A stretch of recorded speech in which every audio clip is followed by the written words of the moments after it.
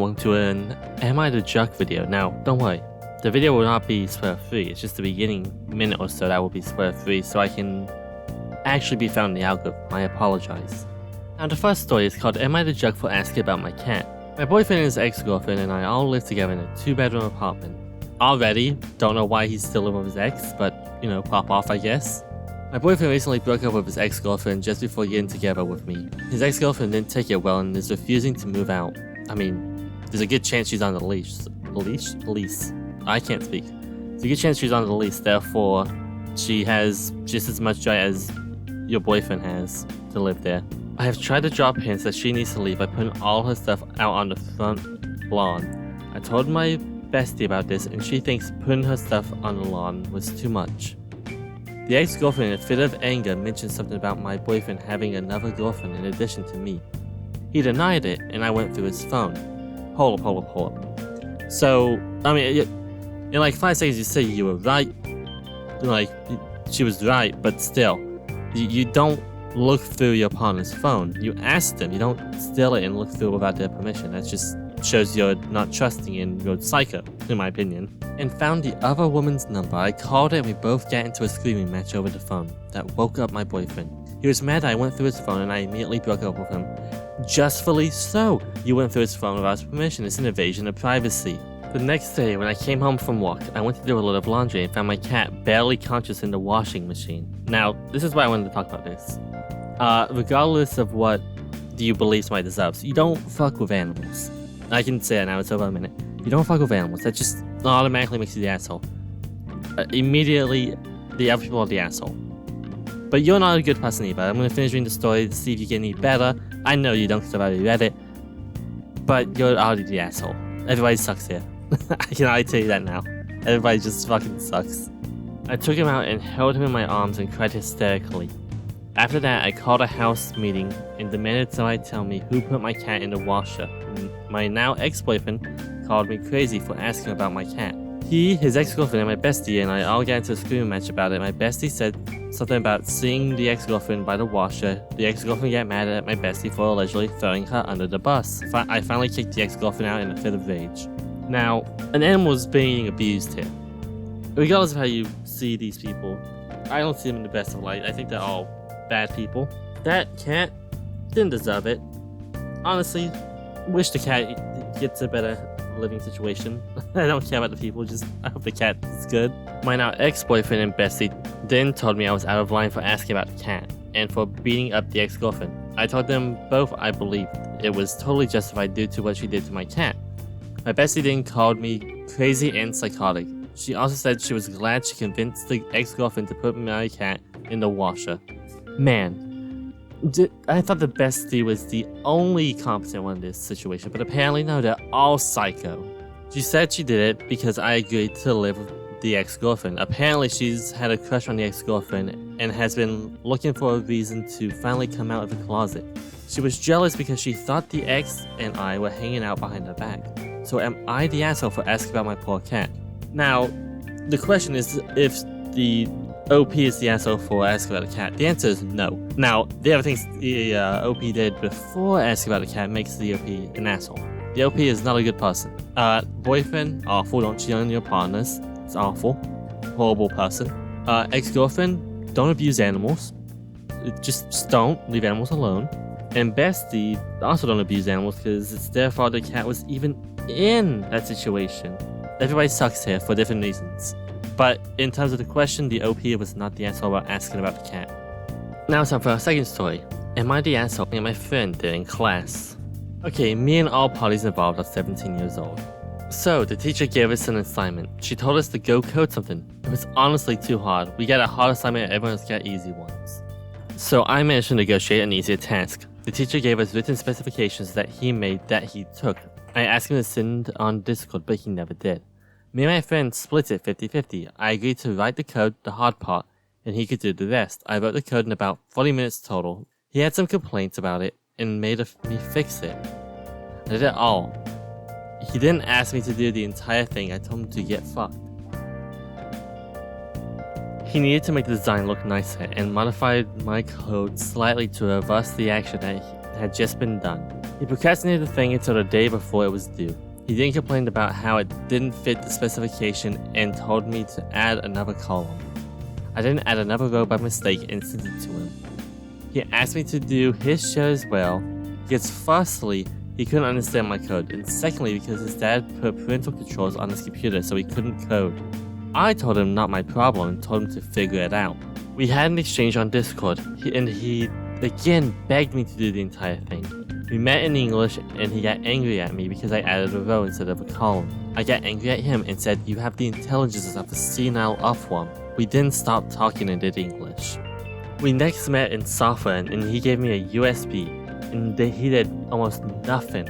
He just made it look slightly nicer. He also fucked up my code, which I had to fix. He then told me to add a column instead of a row. I just did it. I got kinda snappy at him and told him to actually do some work and stop being stupid. I said it kinda loud so the people in the area could hear. He then told me to complete his entire share of the homework assignment while we had classwork to do. I got livid at him and sort of yelled a rant at him. I said, "You're as smart as a single sperm." He again told me to do it, and I told him, "No, I have other crap to do." I sort of half yelled at him, and the class was staring at us, mostly me because I'm usually calm. The teacher then intervened and told him to do the rest, and didn't get me in trouble. Now, hot take, not the asshole. By hot take, I mean pretty lukewarm, because everybody else thinks not the asshole. Let me look. Well, okay, the asshole and not the asshole. Everybody sucks here.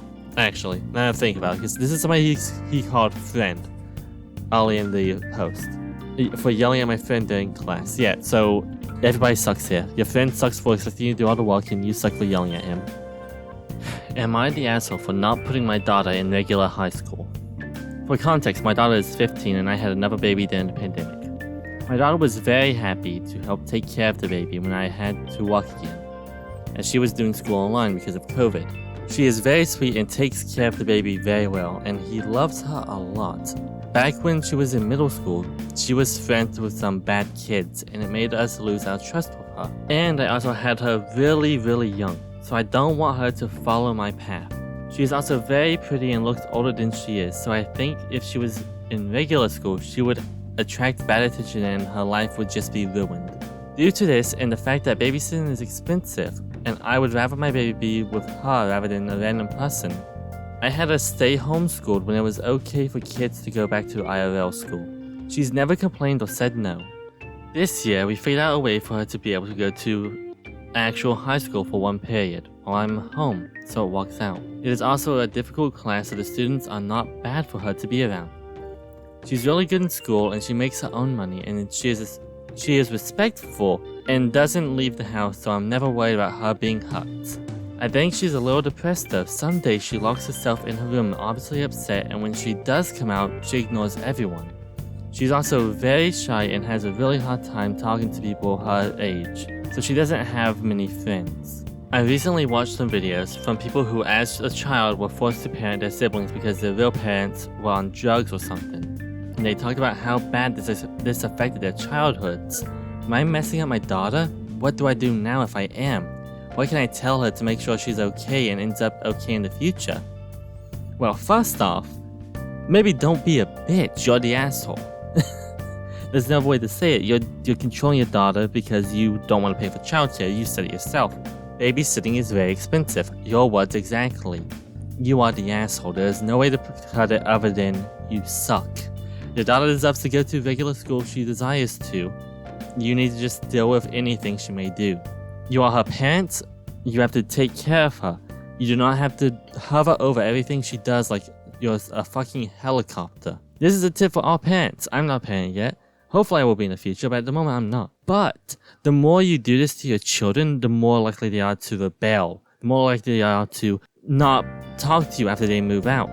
You are only setting yourself up for failure. It is not good for you. It is not good for your kids. It is not good for anybody. Please reconsider your actions if you're doing this to your children. Am I the asshole for not wanting to move back in with my mom? Now, there's a trigger warning with this, death of a parent. So if you're triggered by that, I apologize. This will be the last slide of the video, so you can click off now. I hope you enjoyed it. If you're still watching, let's get into it. I, 26 female, lost my dad last November. My mom, 54, took it really hard. She's extremely depressed and can't do anything pretty much. She is suffering from anxiety, addiction, and possible bipolar disorder. She does not want to get that official from her psychiatrist. She also doesn't want to go to therapy, doesn't believe in it. I recommend her some people, but she refuses. Now, whenever I'm mentioning grief counseling or psychologist, she just gets mad at me and starts yelling or hangs up. I've always been her psychologist, even as a child. Now my mom wants me to move back in and live with her because she doesn't want to be alone. I was living by myself since I was 18, and now I'm with my partner, 23 Mel, and we are living together for over 2 years. I can't do that. Her biggest argument is the fact that she's helping with rent. She sends me like 1/3 of our rent, but she's living in an apartment that my father left me. That was our arrangement. She's helping us with rent, and she's living in my smaller apartment. Now, my whole family is texting me and calling me saying I'm an awful daughter, that I left my mom after my father's death and she's all alone. I talk to my mom every day, sometimes 3 to 4 times a day. I don't have any time for myself. I go visit her at least 4 times a month. Right after my father passed away, I was visiting her 2 to 3 times a week for almost 2 months. I did whatever I could, but she still said that I did nothing for her. I supported her and still do, but I can't get her a therapist. I felt overwhelmed all the time. I can't even warn my father because I was focused on my mother's grief. I want to help her, I just can't live with her. Her mood swings, aggressive comments, mania episodes were killing me mentally even before my father passed away. I listened to her for 2 hours and I'm mentally drained. She calls me in the middle of the night sometimes and yells at me. Then I left her alone and I don't care about her at all.